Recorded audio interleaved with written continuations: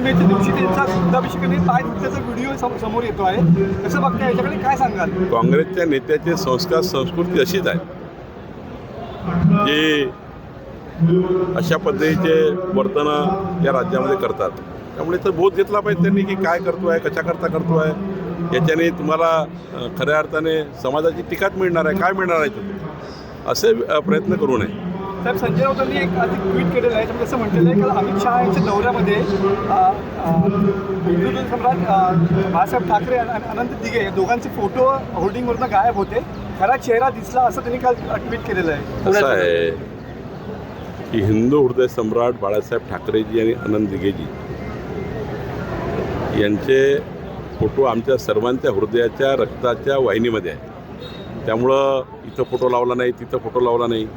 यापेक्षा त्यांनी समजलं पाहिजे, संजय राऊत आणि टीमनी, की त्यांनी तर विचारच सोडून दिले. हिंदू हृदय सम्राट बाळासाहेब ठाकरेंचे विचार कुणी सोडले? काँग्रेसच्या दावणीला शिवसेना कुणी मांडली? काही काँग्रेसचे विचार हिंदू हृदय सम्राट बाळासाहेब ठाकरेंना मान्य होते? त्यांनी असं म्हटलं होतं, तर ज्या दिवशी मला काँग्रेसच्या दावणीला जावं लागेल त्या दिवशी मी पक्ष विसर्जित करून टाकू, हे भूमिका घेतली होती. तुम्ही काय केलं आहे? तुम्ही तर विचाराशी या ठिकाणी कॉम्प्रोमाइज केली. तुम्ही त्या ठिकाणी काँग्रेसच्या विचार स्वीकारले. मताच्या लांगून चालण्याकरता तुमच्या रॅलीमध्ये पाकिस्तानचे झेंडे फडकतात. तुम्ही काय सांगता लोकांना? कुणाला संस्कार शिकवता?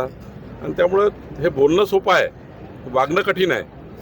हिंदू हृदय सम्राट बाळासाहेब ठाकरे यांचे विचार ज्या दिवशी उद्धव ठाकरेजी किंवा टीम अंगीकारेल त्या दिवशी खरी शिवसेना तयार होईल. त्यांनी विचार सोडले, हाच त्यांचा प्रॉब्लेम. सामनातून आज एक अग्रलेख आलेला आहे. त्यामध्ये असं म्हटलेलं आहे की मोदींना खरी गरज देवेंद्र फडणवीसांची आहे, म्हणून कदाचित देवेंद्र फडणवीसांना दिल्लीमध्ये आमंत्रित केलेलं आहे आणि अमित शहा आणि मोदी यांच्यामध्ये संघर्ष सुरू झालेला आहे. आता याच्याकडे तिसरा डोळा कुठला आहे मला माहिती नाही. त्यांना कोणी तिसरा डोळा दिला असेल तर माहीत नाही. काही होणार नाही आहे. देवेंद्रजी या राज्याचे मजबूत मुख्यमंत्री आहे.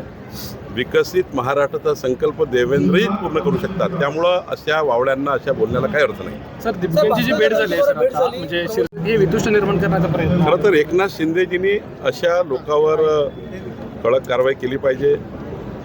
शेवटी त्यांच्या पक्षाचा प्रश्न आहे. त्यांनी त्यांच्या नेत्यांनी कसं वागलं पाहिजे एकनाथ शिंदे यांनी ठरवलं पाहिजे. एकनाथ शिंदेजी यांनी काल मला वाटतं काहीतरी त्यावर चर्चा केली आहे. पण मला वाटतं की महायुतीमध्ये काम करताना अशा प्रकारचे वर्तन काही योग्य नाही आहे. मी कोणाला सल्ला देणार नाही, पण मला असं वाटतं की एकनाथ शिंदेजी याची दखल घेतील. सर, महसूल सेवक संदर्भातला एक प्रश्न आहे. हां, प्रमोद चटर्जी 8 दिवसापूर्वी भास्कर जाधवला भाजपमध्ये जाण्याची ऑफर दिली.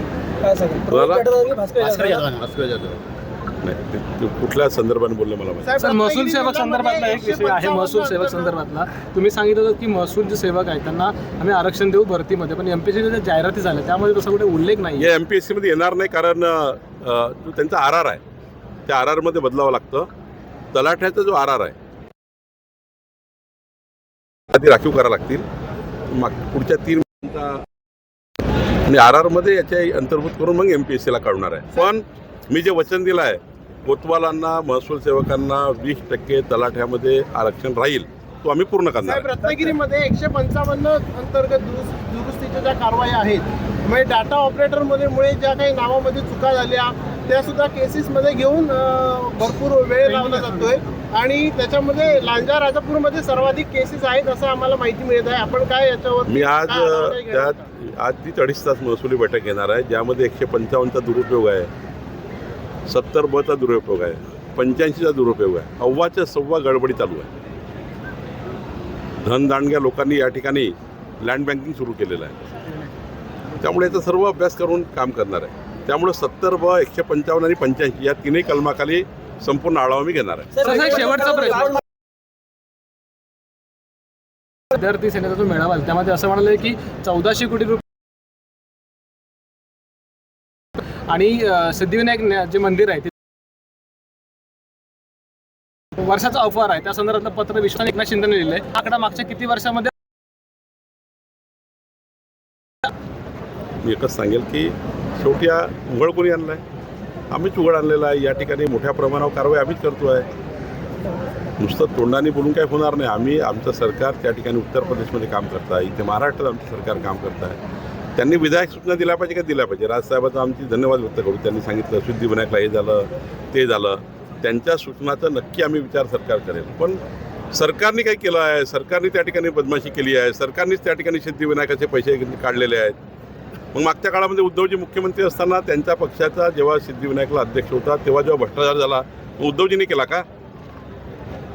सिद्धिविनायक मंदिरामध्ये उद्धव ठाकरेचे अध्यक्ष असताना तिथे भ्रष्टाचार झाला, तिथे पैसे गाढ झाले, तर आम्ही हे म्हणायचं का उद्धवजींनी केले?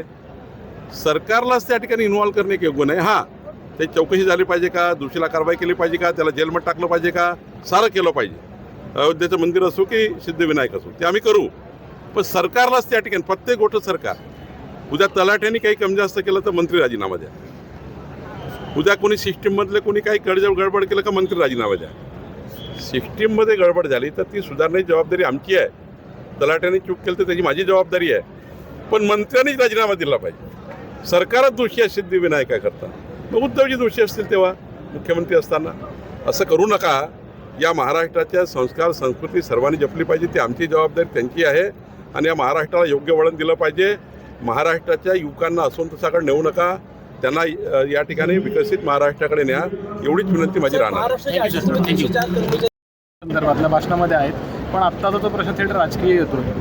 तो म्हणजे असं आहे की शहा आणि मोदी यांच्यामध्ये सुप्त संघर्ष असल्याचं राऊतांनी सामनातनं म्हटलं. आज रत्नागिरीमध्ये छत्रपती शिवाजी महाराजोत्सव अभियानाच्या माध्यमातून जवळपास 2300 परिवारांना राज्य सरकारच्या वेगवेगळ्या खात्यामार्फत विविध योजनांचा लाभ देण्याचा एक शिबिर आम्ही आयोजित केलं होतं. या शिबिराच्या माध्यमातून रत्नागिरी जिल्ह्याचे महत्त्वाचे जे प्रश्न आहेत तेही सोडवण्याचा आम्ही प्रयत्न करतो आहे. या ठिकाणी महत्त्वाचे जे आता आपण दापोलीला एक ॲडिशनल कलेक्टर कार्यालय देतो आहे. एक रायपाटण किंवा दुसऱ्या ठिकाणी जे काही जिल्हाधिकारी कळवेल त्या ठिकाणी ॲडिशनल तहसीलदार कार्यालय आम्ही या ठिकाणी देतो आहे. आता या ठिकाणी आमचे प्रसाद लाड शेखर निकमनी मागणी केली की चिपळूण खेड भागामध्ये सुद्धा काहीतरी प्रशासकीय सुसूत्रीकरण करावे लागेल. त्या ठिकाणी आम्ही करणार आहोत. या जिल्ह्याच्या संपूर्ण शेतकरी शेतमजूर जी काही घरं आहेत त्या सर्वांची घरे एकदा या जिल्ह्याची जमाबंदी करण्याचा विचार आम्ही करतो आहे. इंग्रजाच्या काळात या जिल्ह्याची मोजणी झाली. नंतर काही घराची मोजणी किंवा शेतजमिनीची पोटइच्छाची मोजणी झाली नाही.